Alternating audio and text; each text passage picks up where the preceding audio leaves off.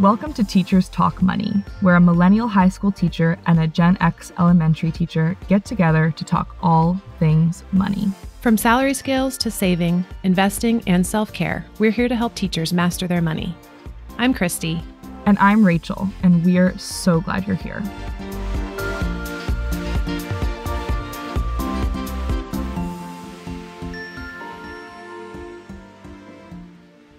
Hey listeners, welcome back to another episode of Teachers Talk Money. I'm so glad you're here. And today it is going to be just me because I get to interview our first guest, who is David Gorley, also known as the Budget Teacher.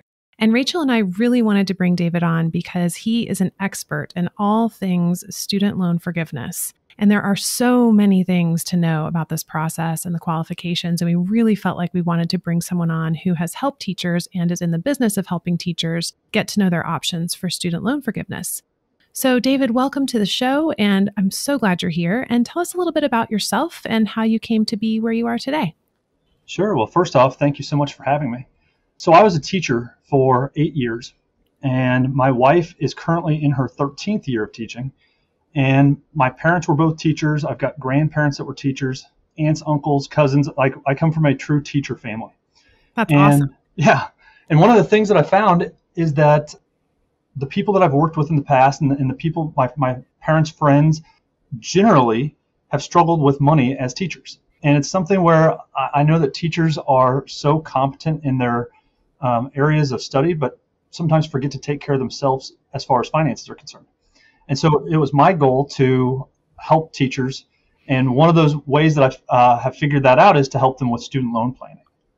Yeah. And you have a particular certification for that, right? I do. Yeah. It's called the CSLP, which is Certified Student Loan Professional. And then I've also been financial coaching, which is basically just helping teachers get their budget in order and kind of working on behavior modifications associated with their money, more or less.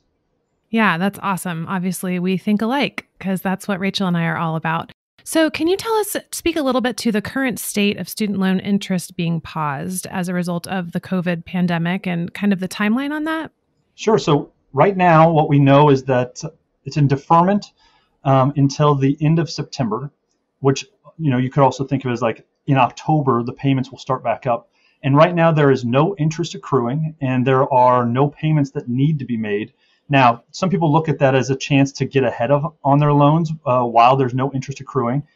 Some people that are trying to go, for example, for public service loan forgiveness are looking at it as ways that they can accumulate credits towards the 120 goal. And we'll get to that in a little bit, but without having to pay any money. So it's a really nice bonus right now.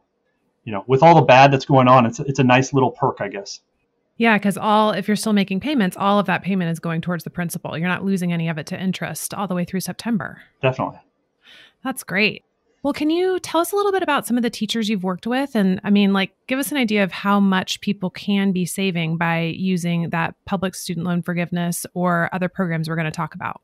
Sure. So before I even do that, one thing I need to, as a disclaimer is that what you hear here might not be for everybody because everybody's situation will be different. But I'll give a couple of case studies that I've done recently. One lady that I was working with had $72,000 worth of loans, and her income is about $31,000. So we can get her into a position where she's married, filing separate, and so only her income is being used for the calculations. And with her family size and the amount that she actually makes, we're going to get her paying $0 for 10 years. And then at the end of that 10 years, her loans are going to be forgiven with interest 100% completely tax-free. So she's on a plan right now to pay $0 for $72,000 plus the interest that's going to accrue. So pretty cool on that one. That's incredible. It never occurred to me that like a tax filing status would have an impact on that. That's one of the biggest things that we can do. And obviously, I think we're going to be talking about this a little bit more later on. But there are so many interesting, I'm not going to call them loopholes because they're really not, it's not like a loophole, but ways that you can look at, the big picture. And for example, we have 403Bs and 457s that are available to a lot of teachers, maybe not everybody, but a lot of people. And so if you are able to live off of, one spouse's income completely, we can load up those 457s and 403Bs bring your adjusted gross income down to a level where you wouldn't have to pay any money at all, and then ride it out for 10 years, and then your loans are forgiven completely tax-free with paying $0. So there's a lot of interesting nuances. Yes. Oh man, so many.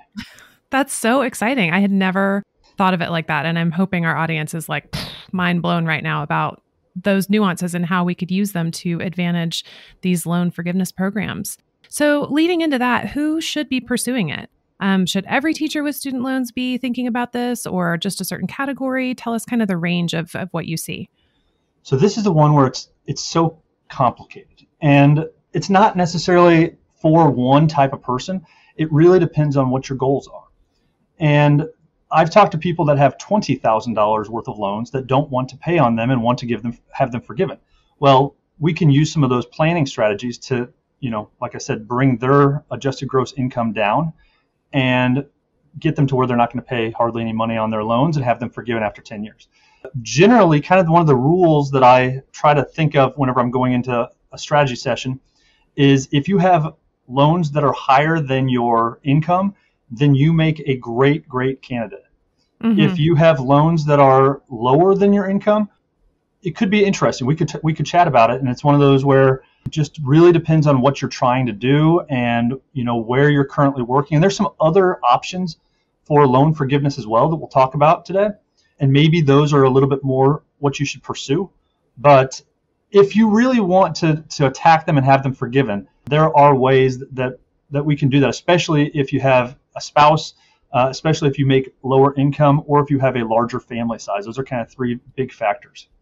So interesting. My motto is always know your options. And I think it's so exciting to have you here and be talking through these things that, again, people might not even have thought of as factors affecting their eligibility and the potential for what could happen for them. So let's jump into kind of the big one, PSLF, called Public Service Loan Forgiveness. I tend to say Public Student Loan Forgiveness, but it's really for public service employees, including teachers. So tell us a little bit about the big ideas within that program of loan forgiveness.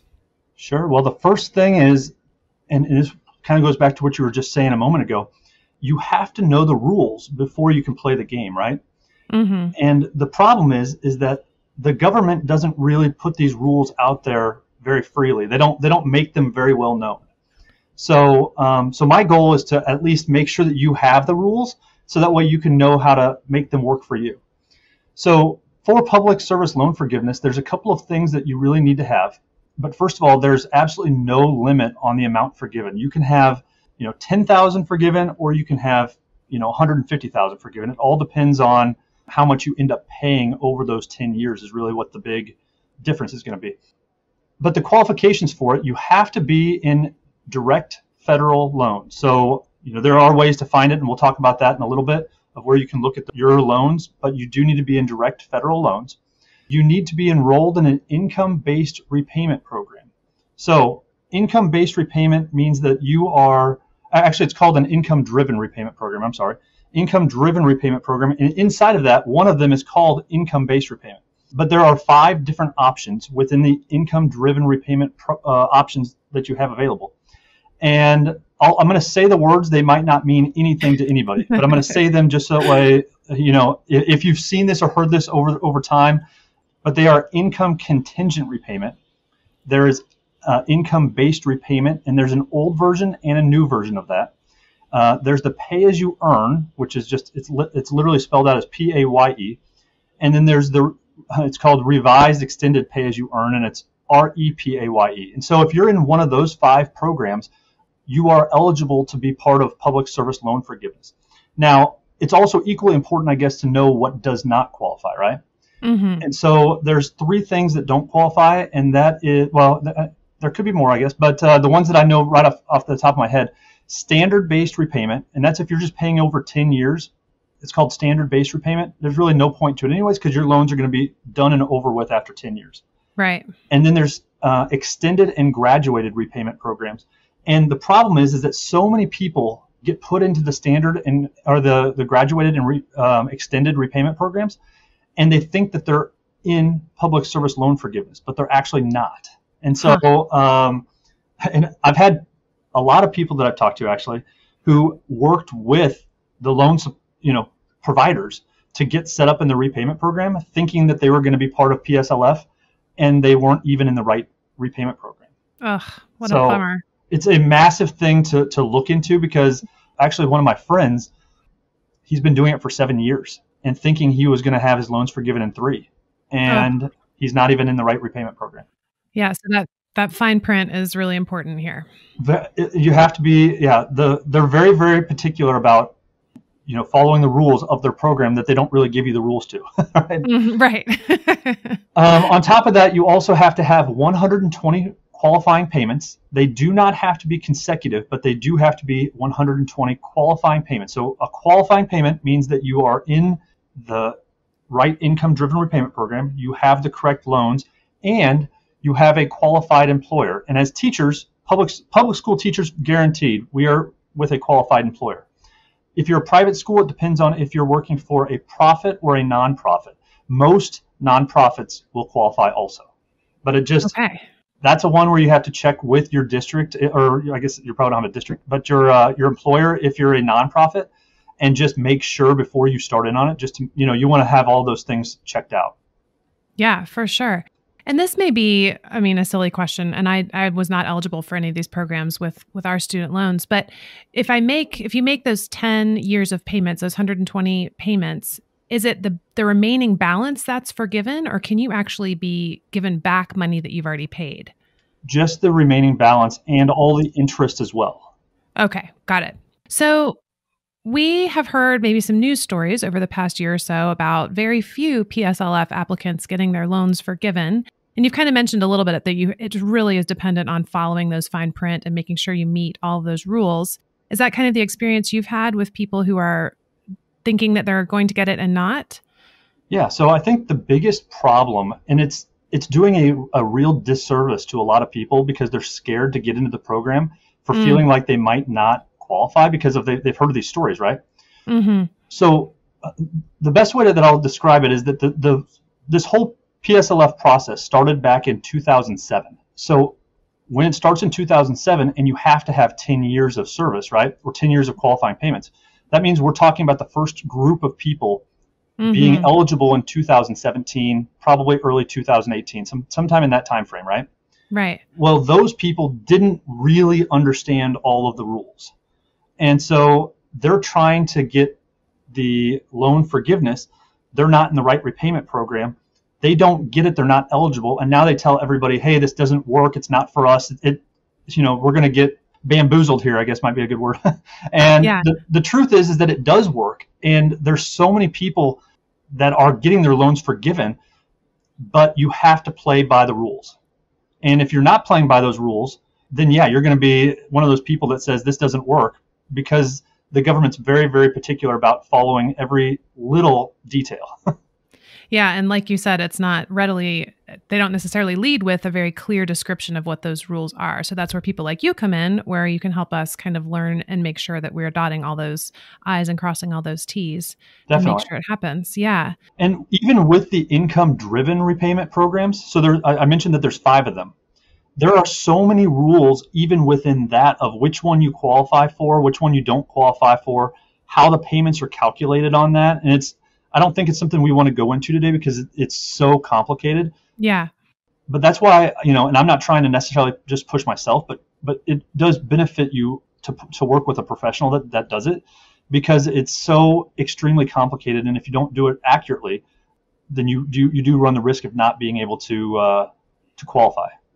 Yeah, this is one of those situations where it's sounding like the return on your investment of getting some support and some guidance with it might be huge, because it can have you access this potentially tens and tens of thousands of dollars repaid for a very small upfront investment that's going to save us a ton of time and also give us that peace of mind that we're on the right track. So we're so happy to have you here and at least start the conversation for sure. Well, that's the whole thing that I wanted to do. My mission since I quit teaching last year.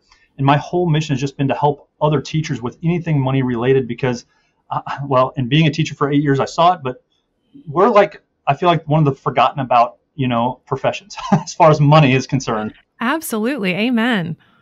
Yeah, that's what Rachel and I are just all about, is we need to be having these conversations and educating each other and helping each other, because we have this incredible resource within our ranks and we just need to make it accessible. So yeah, I think what you guys are doing is awesome as well. So it's a great job. I know it's great to see there's more than like just a few of us now. The numbers are growing. So that's awesome. Definitely. So in addition to PSLF, there is TLF, which I think you said is not really called that, but I've made it an acronym, Teacher Loan Forgiveness. And can you tell us a little bit about that program and how it's a little different than PSLF?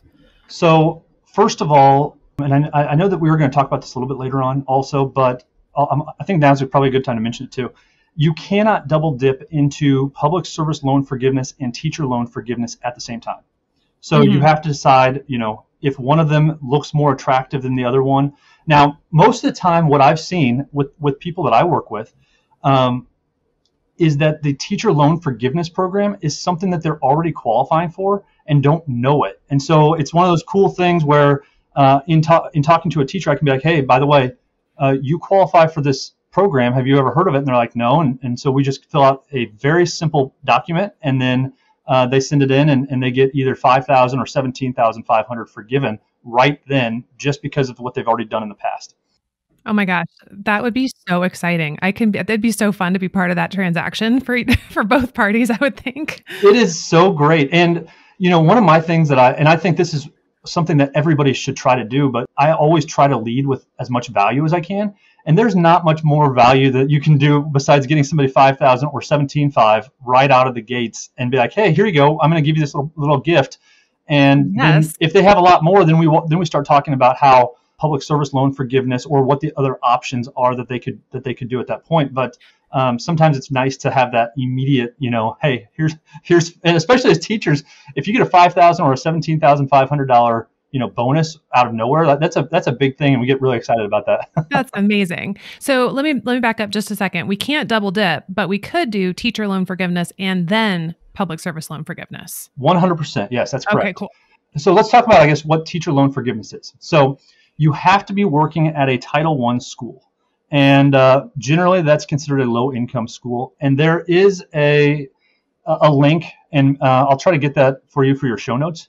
But there's a link that you can have that shows all of the schools and who qualifies and who doesn't qualify. So you have to have 5 consecutive years of teaching at one of these schools. Now, one of the cool parts is that if your school was a Title I school, let's say 5 years ago, and you're still working there, and it's no longer a Title I school, you still get grandfathered in because you were teaching there when it was. So you can get grandfathered into that kind of thing. Cool. Anybody can get the $5,000 loan forgiveness. That goes for any public teacher who's working at one of these low-income schools.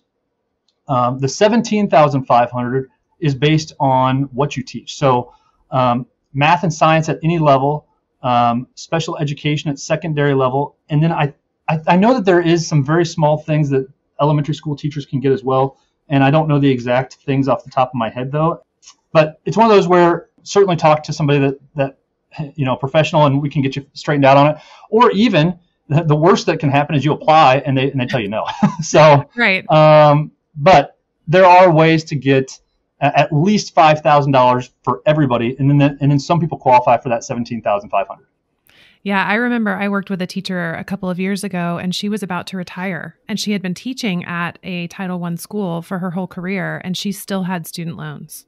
Wow. And she was about to retire. And I just went, oh my goodness, I'm pretty sure that, some of this could be gone. So that's such an important thing for us to know about, because again, it's not like it's on billboards when we're driving down the highway. We have to make sure we know our options. Yeah. And it's one of those, obviously I can't blame them, but I wish that districts did a better job of education on a lot of things finance related. Oh my gosh, don't even get me started. It drives me crazy. Especially for the people that work in low-income schools, like you would think that the administrators there would say, hey, all new teachers, we work in a district or in this school, because by the way, it's not district related, it's school related.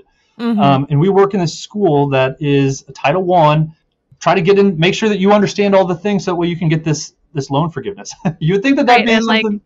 Here's a stack of applications in the teacher's lounge. Take one. Giant arrow pointing to it. Yeah. Yeah, totally. So in addition to PSLF and teacher loan forgiveness, what about Perkins loan forgiveness? Sure. So that's another one that is a great option for some people. Now, if you're a very recent graduate, you won't have Perkins. They actually canceled this. And it's not necessarily something that probably helps some people, but I don't think that it's as widespread. But basically, you have to have Perkins student loans. So they have to say Perkins on them. And if you were to consolidate your loans so that way they no longer say Perkins and you go into a federal direct loan, then you lose the Perkins side of it. Gotcha. So Perkins is also for people that work in Title I schools only. And so, or there are some special cases where if you're in a position that is considered high need within your state, and they make that really, really challenging to find. So that's one of those where if you're wondering, I would reach out to your, the State Department and ask about it. But it's really, really challenging to get that one. So most people probably don't get it. But every once in a while, if you're like, unfortunately the math, the science, special ed probably, in some states. Yeah, I think you're English language arts. Is that correct? I teach just second grade. Is that what you teach? Mm-hmm. Rachel's the English teacher. I teach ELA, but along with everything else.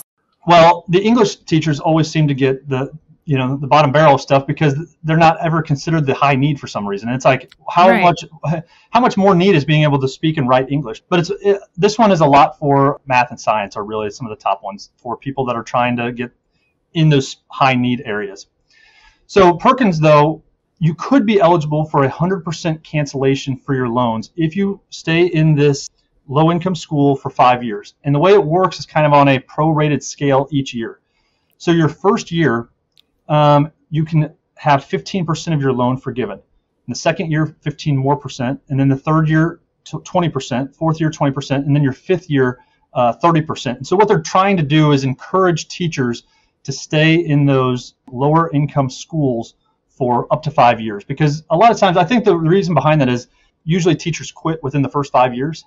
Mm-hmm. And so they're trying to give you some incentive of like, hey, we're going to pay off all of your loans if you stay for 5 years, right?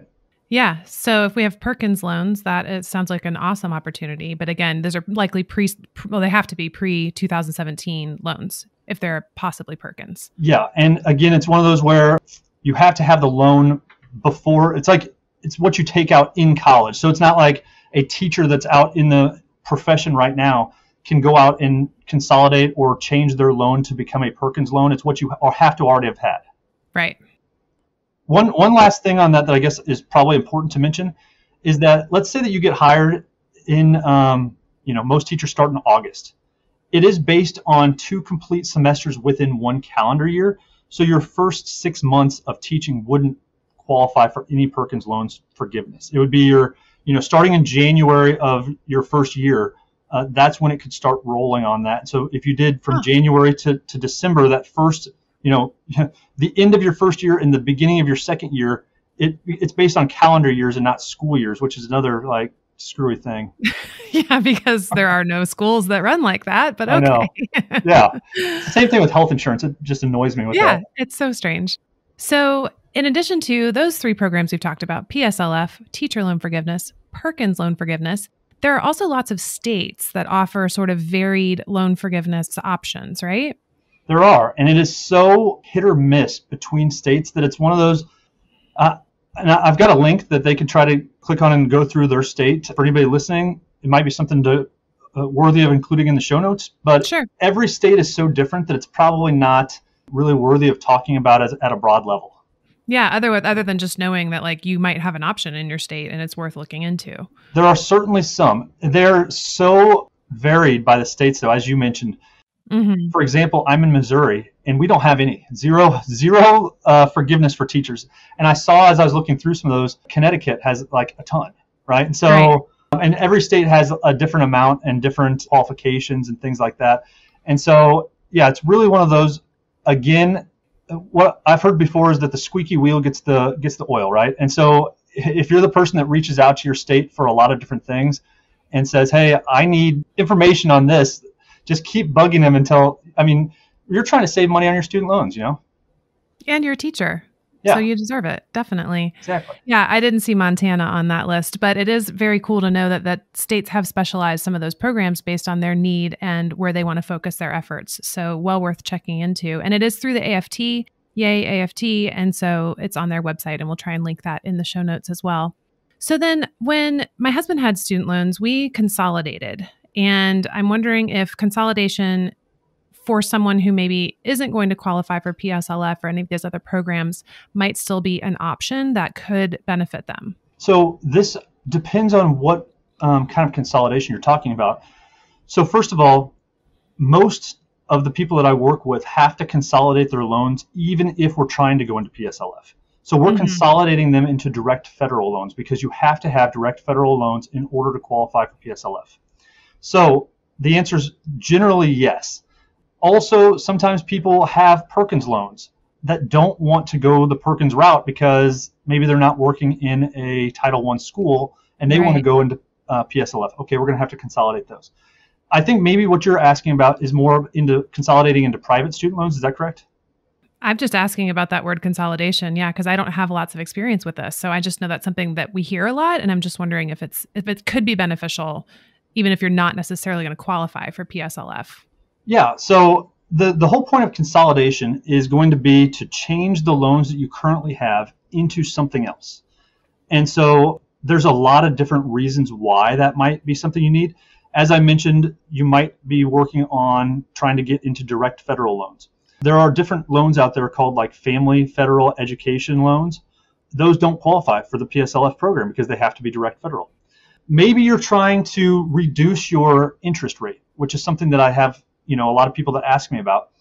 Well, you could consolidate your loans into private student loans, which generally, and this depends on your credit score and how likely you are, basically they're looking at what your likelihood is to pay back your loans, right? And with student loans, one of the bad things about them is that there's not a hard asset to back them up. It's your brain. And so, like with houses, right now, house loans are so low and car loans are relatively low. But student loans, there's nothing that they can take from you if you fail to pay back your loan.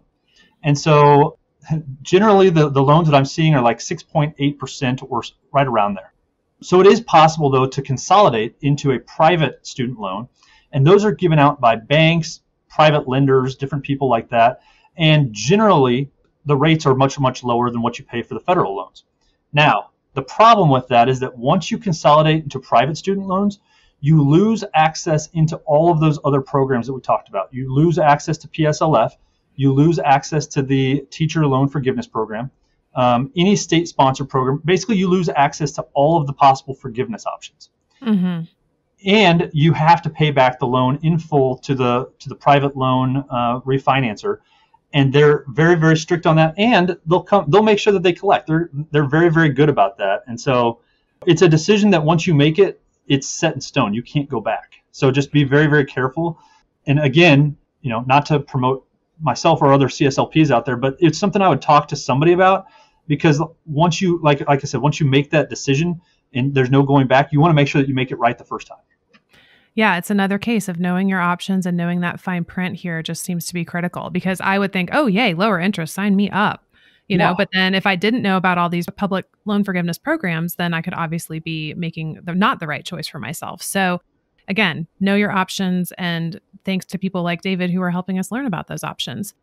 So thinking ahead to if someone wants to get in contact with you and learn more about their options, how do you have it set up? I think you have like a 15-minute sort of consultation that you offer people. And then where do we go from there? Yeah. So the big thing that I want to make sure is that I'm all about not charging anybody until I make sure that I can actually help them out, right? I don't want to have somebody come to me and be like, I have to, let's throw out a number. If they have like $10,000 worth of student loans, it's probably not in their best interest to go down the forgiveness route, especially the public service forgiveness route, because those loans are just so small that it's like, hey, let's just attack these, get them done with.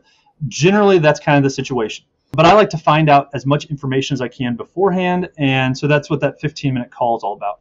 They can set that up. So I've got a website. It's called www.thebudgetteacher.com. Or probably the easier way would just be to reach out to me at david@thebudgetteacher.com.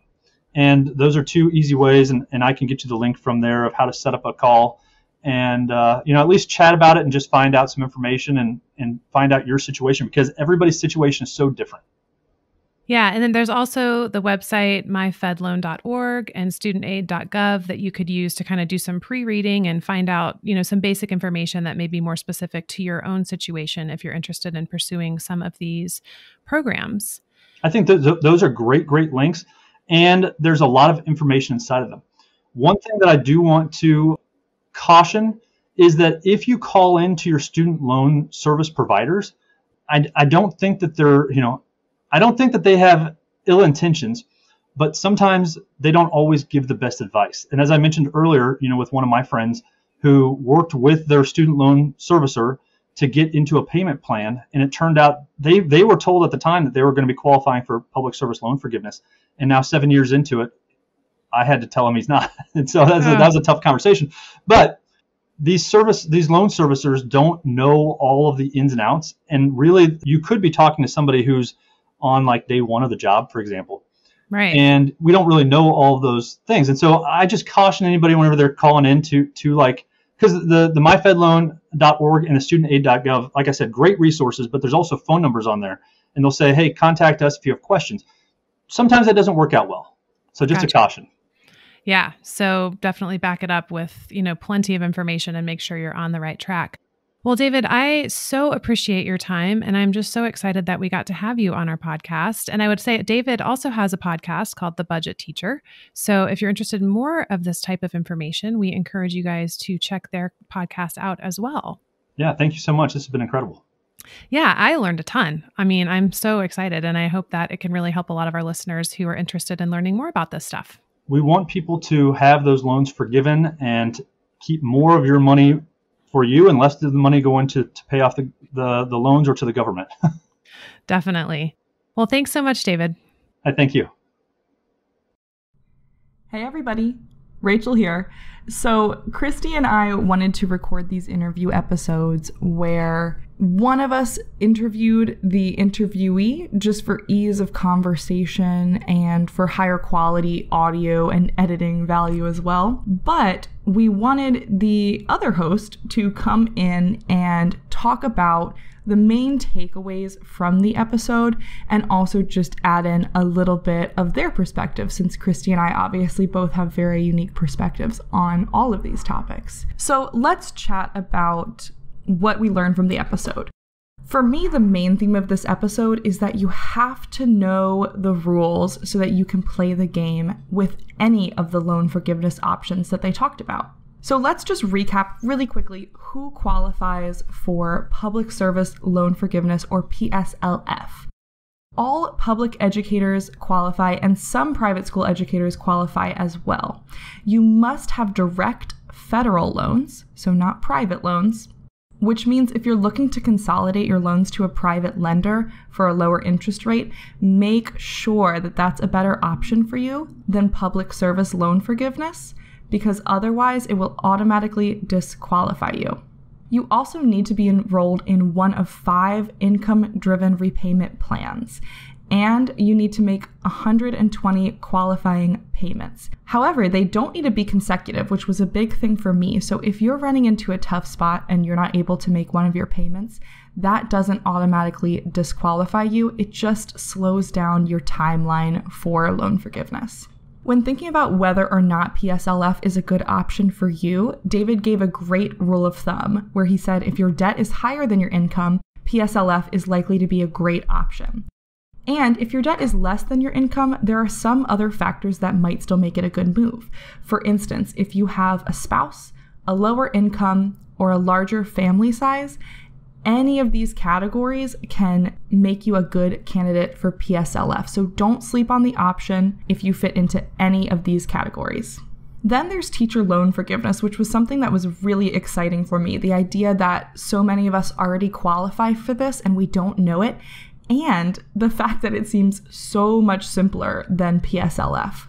So this means that you could have a huge immediate money win, adding up to $17,500, which is insane. And you can do it and then pursue PSLF if you still have a lot of loans. But just remember that you can't double dip and do them at the same time. The qualifications for teacher loan forgiveness, just to reiterate from the episode, are that you need to be working at a Title I school for 5 consecutive years, and it must be a public school. And then from there, the amount will change depending on what subjects you teach, and there may be a couple of other factors depending on your situation. Then there's Perkins loan forgiveness. The qualifications for this are that you have to have a Perkins loan and you have to be teaching at a Title I school or in a high-need position for 5 consecutive years. And finally, in addition to PSLF, teacher loan forgiveness, and Perkins loan forgiveness, you may have extra options with your state. So make sure to check out what your state has on offer for you. And finally, if you are finding information for loan forgiveness programs, do not just work with your loan servicer, because they may not know their stuff or they may not have your best interest in mind. You can get great information from sources like myfedloan.org, studentaid.gov, or other CSLPs like David. So here are my overall takeaways. This is so much information, and it's still all super generalized. You have to know the fine print and how it relates to your specific situation in order to actually make these options work for you. I also just wanted to make a note that these options aren't for everyone, even if you qualify. So in my case, for example, I work at a Title I school, and I had direct public loans, and I think I even had a Perkins loan too. But my debt was so low at $13,500 that it did not make sense for me to hang on to some of it for 5 years when I actually had it paid off in 1. So really consider whether or not it's the right move for you, or if it makes more sense for you to just knock out those debts right away. However, if I currently had qualifications for any of these programs, but especially for PSLF, which seems to be the most complicated, I would absolutely be reaching out to David or another CSLP to walk me through the process. At the very least, a 15-minute consultation with David could help you understand your options for your specific situation without any cost to you. So if you fit the descriptions that we've talked about for any of these loan forgiveness programs, especially PSLF, I highly recommend finding a certified student loan professional like David to help you through the process. If you want to work with David specifically, head to thebudgetteacher.com or email the address david@thebudgetteacher.com. Thanks so much for joining us at Teachers Talk Money again this week, you guys. If you made it to the end of this episode, you are awesome. And I really hope you were able to take away some really crucial information that can hopefully help you depending on your situation. And I hope that we were able to get your questions about this complicated issue answered. But if you still have more questions, you can certainly reach out directly to David, and you can also email me and Christy at teacherstalkmoney@gmail.com. Have a fantastic week, everybody, and we will see you in the next episode, where we actually start diving in to the big topic of investing. This is going to be a multi-part series, but I am so excited because while every topic in personal finance, budgeting, debt payoff, savings, emergency funds are so important, investing to me is the most inspiring thing to talk about because your options suddenly grow so much. And in addition to that, I believe investing is the only way to truly build wealth. So if that sounds like something you want to do, make sure not to miss our next few episodes of our Summer Money series where we get into the concept of investing. Have a fantastic week, everyone, and I'll see you in the next episode. Bye. Thanks so much for joining us here on Teachers Talk Money. Subscribe now to make sure you don't miss a future episode. Leave us a review of this podcast. It helps more teachers find us. Share it with a teacher friend who can use some of this information. You can find more money advice from Christy at Financially Fit Teacher on Instagram and Rachel at Teachers Talk Money on Instagram and YouTube. All opinions are our own, and our awesome theme music is by John Bartman.